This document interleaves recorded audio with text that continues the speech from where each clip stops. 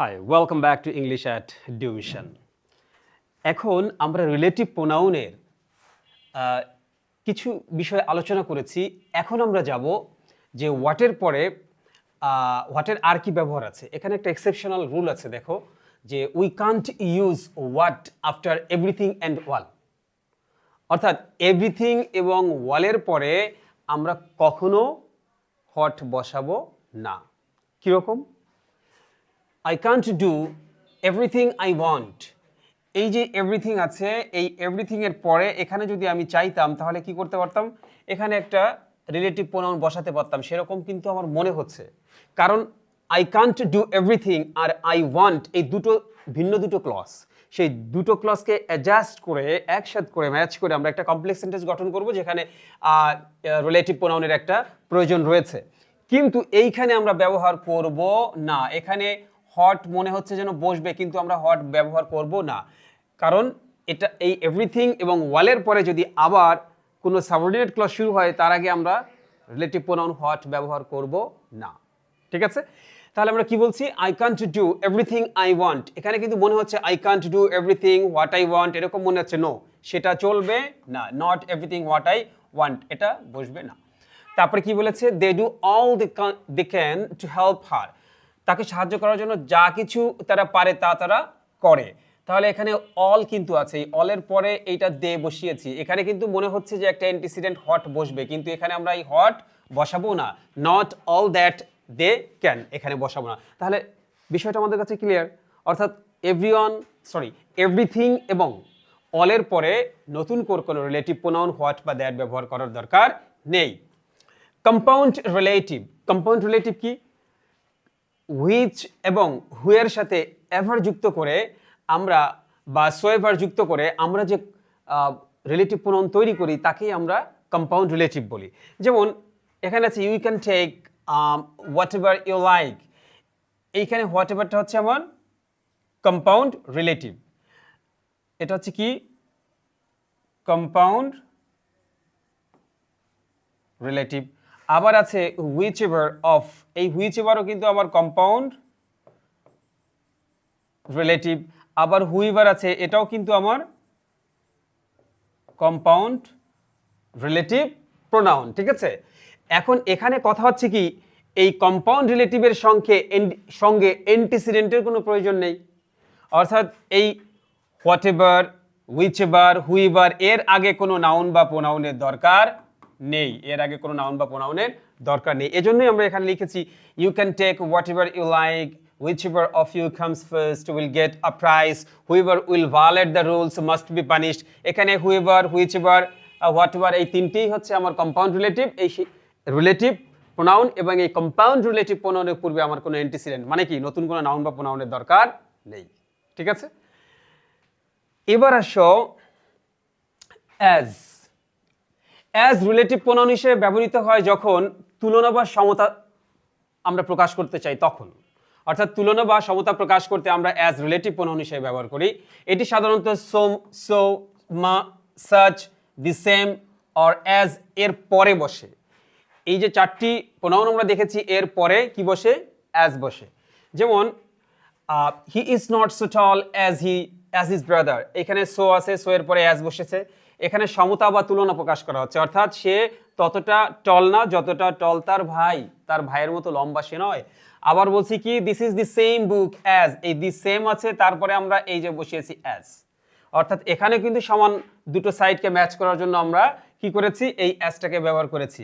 তাহলে সে this is the same book, এটা হচ্ছে সেই একই বই, অ্যাজ আই বট ইয়েস্টারডে, যা আমি গতকাল কিনেছিলাম। এখানে একটা জিনিস মনে রাখবে, দি সেমের পরে কিন্তু অ্যাজ বসে, সো এর পরে অ্যাজ বসে, অ্যাজ এর পরে অ্যাজ বসে। এখানে কিন্তু দি সেমের পরে কিন্তু আমরা ইচ্ছা করলে দ্যাট, হুইচ, হু ইত্যাদি ব্যবহার করতে পারি অর্থ মিল লেখার জন্য। সেটা আমরা স্পোকেন ইংলিশের ক্ষেত্রে বলতে পারি বা এমনি নর্মাল ইনফর্মাল রাইটিং এর ক্ষেত্রে আমরা করতে পারি। কিন্তু ফর্মাল গ্রামেটিক্যাল ফাংশনের কথা যখন আসবো তখন এই দি সেম আর সো এর সাথে কি এখানে দ্যাট বা অন্য কোনো রিলেটিভ বসবে না, বসবে হচ্ছে কি অ্যাজ। ঠিক আছে? I think it's clear. Next, such plus noun plus as plus clause বা ভার্ব। অর্থাৎ সাচের পরে একটা নাউন আসতে হবে, তারপরে কি আসবে? তারপরে অ্যাজ আসবে, এবং অ্যাজের পরে কি বসবে? ভার্ব দিয়ে কোনো একটা কিছু থাকবে।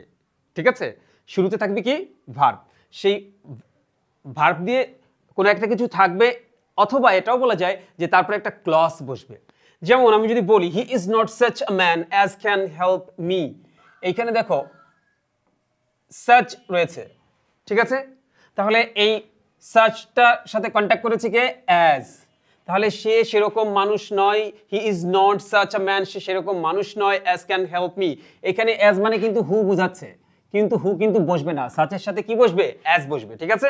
আর তারপরে দেখো ক্যান হেল্প মি একটা ভার্ব আছে, তারপর আরো কিছু শব্দ আছে, মানে কি আরেকটা ক্লজ বসেছে। তাহলে আমরা বলেছি কি সাচের পরে নাউন বসবে, এটা হচ্ছে আমার নাউন, এটা হচ্ছে আমার নাউন, এই নাউনের পরে অ্যাজ বসবে, তারপরে একটা ক্লজ অথবা ভার্ব দিয়ে আরো কিছু শব্দ তার সাথে যোগ করা থাকবে, ঠিক আছে। একইভাবে she is such a girl as everybody likes, এইখানে দেখো সাচ কথাটা আছে কিন্তু তার সাথে কন্ট্যাক্ট করেছে কে অ্যাজ, এই অ্যাজ এর পরে কি আছে এভরিবডি লাইকস, এই এভরিবডি হচ্ছে একটা ক্লজ, তাহলে সেই ক্লজের শুরুতে সাচের পরে যদি পরবর্তীতে গিয়ে যদি আর নতুন কোনো ক্লজ শুরু হয় তার আগে কি বসবে অ্যাজ বসবে, তাহলে এই অ্যাজ কিন্তু রিলেটিভ প্রোনাউনের মতোই মনে হচ্ছে। যেমন he is such a girl as everybody likes, এখানে কিন্তু তোমার কাছে মনে হবে he is such a girl hmm everybody likes, এরকম মনে হবে, কিন্তু হুমের অর্থ এই অ্যাজ দিয়েই প্রকাশ সম্ভব এবং করতে হবে, এখানে কিন্তু হুম বসানো যাবে না, ঠিক আছে।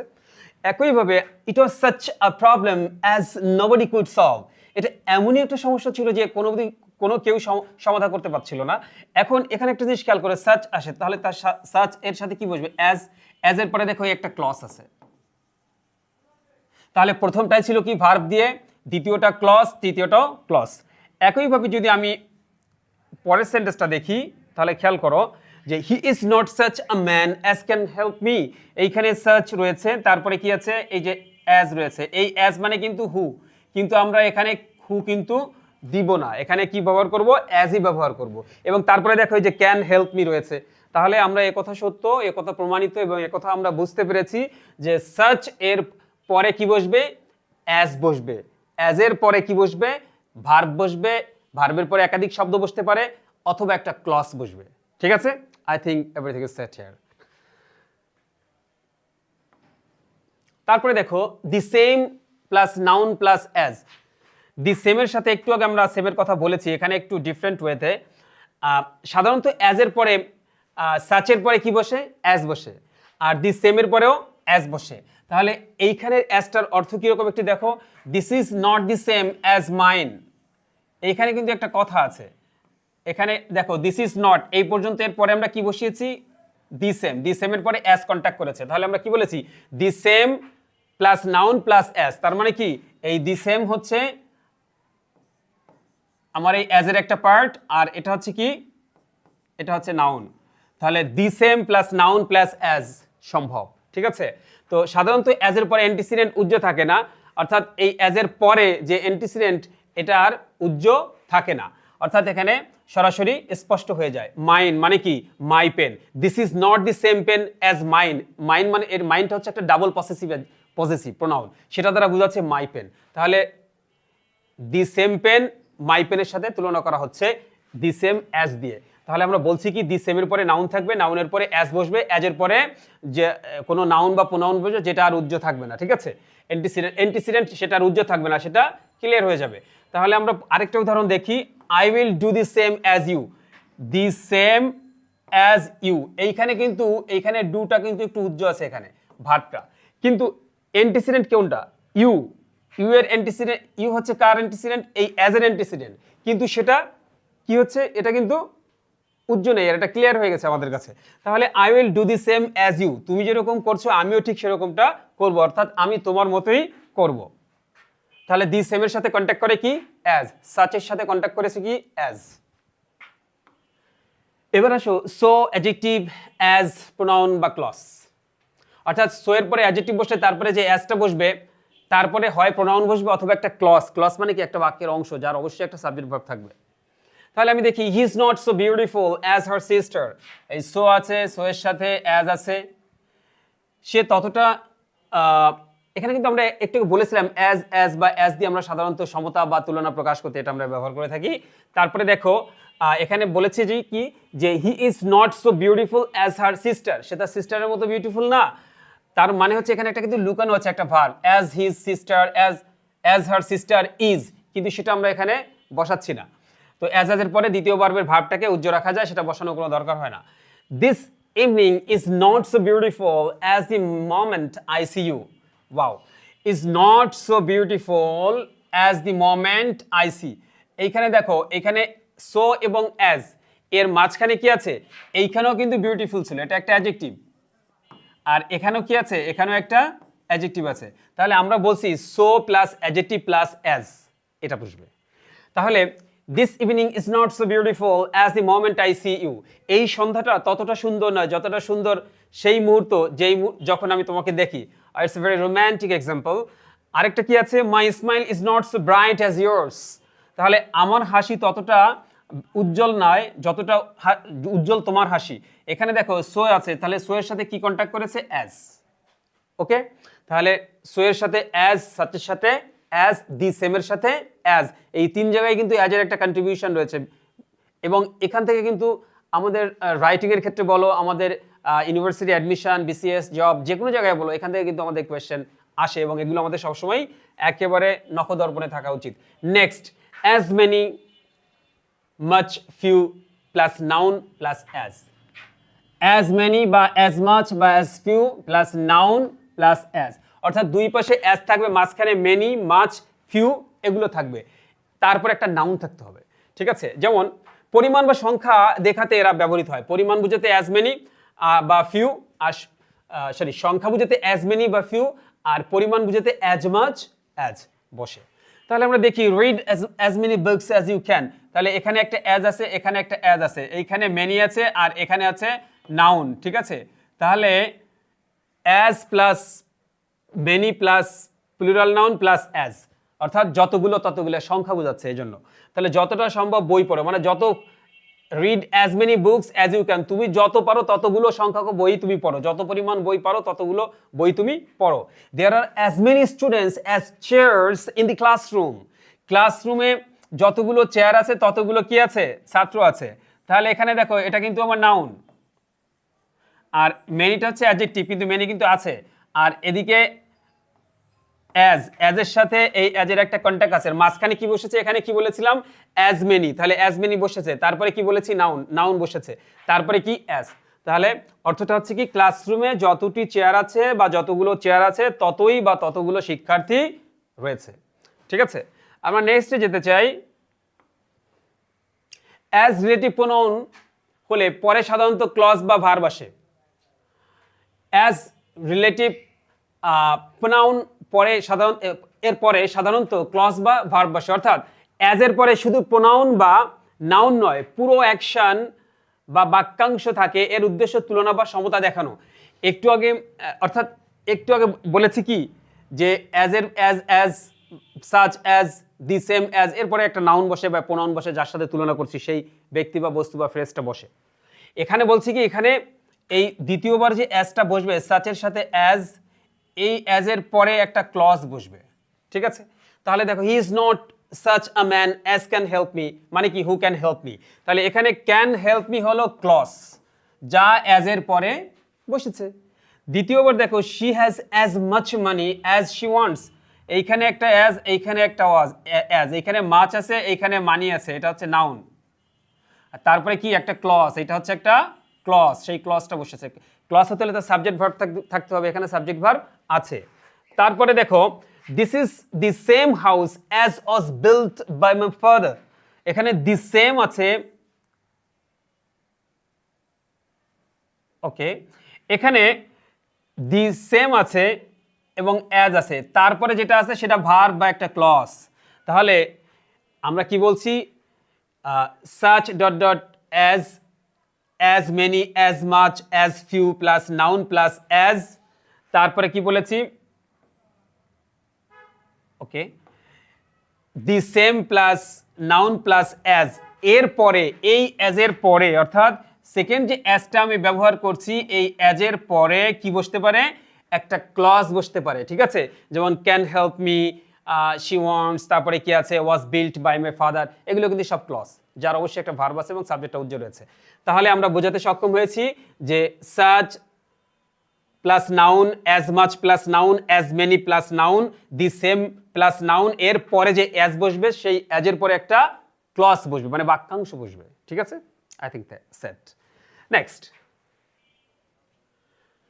এখানে দেখো সেম যদি অ্যাডজেক্টিভ হিসেবে ব্যবহৃত হয় সেক্ষেত্রে দ্যাট বসে এবং দ্যাটের পরে ভার্ব ব্যবহৃত হয়। অর্থাৎ এখানে একটা জিনিস খেয়াল করো, দি সেম যদি অ্যাডজেক্টিভ হয়, অর্থাৎ সেমটা কি, এটা অ্যাডজেক্টিভ, তারপরে কি এটা নাউন, তাহলে সেম এখানে কি অ্যাডজেক্টিভ হিসেবে ব্যবহৃত হচ্ছে, দি সেম ম্যান, তাহলে এই অ্যাডজেক্টিভ এই ম্যানকে মডিফাই করছে, তাহলে আমি পরে এখানে কি বসাতে পারবো, দ্যাট বসাতে পারবো এবং দ্যাটের পরে ভার্ব ব্যবহৃত হবে এবং এইখানে কেম এই জন্য ভার্ব বসেছে। তাহলে this is the same man that came yesterday, এখানে দ্যাট মানে হচ্ছে হু, কিন্তু এই এরকম নির্দিষ্ট করে দি সেম বসার কারণে এখানে আর হু আর বসবে না, দ্যাট বসবে। This is not the same pen that was bought yesterday, অর্থাৎ এখানে this is not the same আছে, তারপরে পেন আছে নাউন, আর এটা হচ্ছে অ্যাডজেক্টিভ, তাহলে এখানে পেনের পরিবর্তে আমরা হুইচ বসাবো না, দ্যাটই বসাবো, অর্থাৎ দ্যাট বসাতে হবে। কিন্তু I would do the same again, I thank you for the same, এখানে দেখো I would do the same, same মানে কি একই, মানে আগে কোনো একটা করেছি সেরকম আর একটা করবো, তাহলে দি সেম এখানে প্রোনাউন, এখানে এটা হচ্ছে কি, এটা প্রোনাউন। আর I thank you for the same, এখানেও ফরটা প্রিপোজিশন, তো প্রিপোজিশনের পরে আমরা কি বসাই, আমরা নাউন বা প্রোনাউন বসাই, তাহলে এটাও প্রোনাউন। আর এর উপরে কিন্তু দেখো এখানে কিন্তু এটা কিন্তু অ্যাডজেক্টিভ ছিল, এ কারণে তারপরে যে নাউন বসেছে তারপরে আমরা প্রোনাউন হিসেবে, রিলেটিভ প্রোনাউন হিসেবে দ্যাট বসিয়েছি এবং এটা এভাবেই করতে হয়। ঠিক আছে, তো এগুলো বারবার নিজের একটা নোট করে এগুলোকে মনে রাখার জন্য নোট করে রাখতে হয়, তাহলে এই কনফিউশনগুলো আর ভবিষ্যতে তৈরি হবে না। এখান থেকে কোয়েশ্চেন আসবে, অ্যাডমিশন বলো, বিসিএস বা চাকরির ক্ষেত্রে। নেক্সট, বাট, কিন্তু, কি কিন্তু, which ... not, who ... not, that ... not অর্থে বাট রিলেটিভ প্রোনাউন হিসেবে যে কোনো নেগেটিভ ওয়ার্ড, নো, নট, নান ইত্যাদির পরে ব্যবহৃত হয়। সোজা কথা এটা আসছে কোত্থেকে, এটা আসছে ওই যে ওয়ানলি ছিল, এভরি ছিল, every mother loves her child, ওইখান থেকে আমরা নেগেটিভ করা যে ফোর ক্রাশের একটা রুল আছে, there is no mother who does not love her child, there is no mother but loves her child, there is no mother who hates her child, no mother hates her child. এই যে four ক্রাশের rule আছে, আমরা transformation এটা করব, সেই কথা এখানে বোঝাতে চেয়েছে। অর্থাৎ অ্যাডমিশন টেস্টে হলি ক্রস বলো, এনডিসি বলো, বা যে কোনো একটা ভালো স্কুলে কিন্তু এখান থেকে কোয়েশ্চেন হয়, ইভেন বিসিএস এখান থেকে ম্যাক্সিমাম টাইমে এখানে প্রশ্ন হয়, এখান থেকে অ্যাডমিশন বলো, এখান থেকে কোয়েশ্চেন হয়। তাহলে there is no rose but has a thorn, তাহলে এই নো এর পরে যে নাউন বসেছে তারপরে বাট, এই বাট কিন্তু এখানে এটা কি, এটা দ্বারা বোঝাচ্ছে এই বাটটা হচ্ছে নেগেটিভ, যে কথা বলা হচ্ছে there is no rose but has a thorn, এটা আসছে কোত্থেকে, এটা আসছে হুইচ বা দ্যাট, এখানে হুইচ বা দ্যাট বোঝাচ্ছে, এটা মানেই হচ্ছে does not have, does not have. এই বাটের অর্থ হচ্ছে হুইচ, অর্থাৎ রিলেটিভ প্রোনাউন সহ টেন্স অনুযায়ী নেগেটিভ ফর্ম মানেই হচ্ছে বাট। তাহলে there is no rose but has some thorn, এখানে বাটের অর্থ হচ্ছে কি, হুইচ বা that does not have a thorn. এখন এই বাটটাকে নেগেটিভ রিলেটিভ প্রোনাউন বলছি, ঠিক আছে, কারণ এটার ভিতরে নেগেটিভ অর্থ আছে আর এটা দ্বারা রিলেটিভ প্রোনাউনই বোঝাচ্ছে, যেটাই রোজকে মিন করে, হুইচ বা দ্যাট। ঠিক আছে, একইভাবে there is none but wishes to be happy, there is none but wishes, এখানে আসছে কোথায়, এখানে দেখো যে নান মানে no one, there is no one but wishes to be happy, এইখানে বাট মানে হচ্ছে কি, হু ডাজ নট, এখানে এই উইশ আর বাট এটা কি হয়ে গেছে, who does not wish, who does not wish, তার মানে দেয়ার ইজ নো ওয়ান বা there is none who does not wish to be happy, তাহলে বাটটা হচ্ছে এখানে নেগেটিভ রিলেটিভ প্রোনাউন। ঠিক আছে, একইভাবে there is no mother but loves her child, এখানে কিন্তু বাটটাও কি, এখানে মাদার আছে, তাহলে বাটটা কি, who does not love, who does not, লাভের এস চলে গেছে ডাজের ভিতরে, তাহলে there is no mother who does not love her child, এখানে বাটটা হচ্ছে নেগেটিভ রিলেটিভ প্রোনাউন। একইভাবে যদি আমি বলি there is no one but admires this book, এখানে বাটটা হচ্ছে হু ডাজ নট, এখানে এসটা চলে যাবে ডাজের ভিতরে, হু does not admire this book. তাহলে এই বাট এইখানে which, who dot dot not, which dot dot not, that dot dot not, এই অর্থ প্রকাশ করার জন্য আমরা বাটকে সাইলেন্ট অ্যাফার্মেটিভ, বাট ভিতরে কিন্তু কি নেগেটিভ, সরি সাইলেন্ট নেগেটিভ। এটাকে দেখতে মনে হচ্ছে এখানে বাটের ভিতরে কোনো ঝামেলা নাই, নেগেটিভ নাই, কিন্তু অর্থগতভাবে ভিতরে ভিতরে রিলেটিভ প্রোনাউন এবং টেন্স অনুযায়ী নেগেটিভ একটা মার্কার রয়েছে এখানে, যেটা আমরা এখানে ওপেন করে দিয়েছি। হুইচ বা that does not have, who does not wish, who does not admire বা হু ডাজ নট, এখানে লাভ আসবে। তাহলে বাটটা হচ্ছে কি নেগেটিভ রিলেটিভ প্রোনাউন। ঠিক আছে।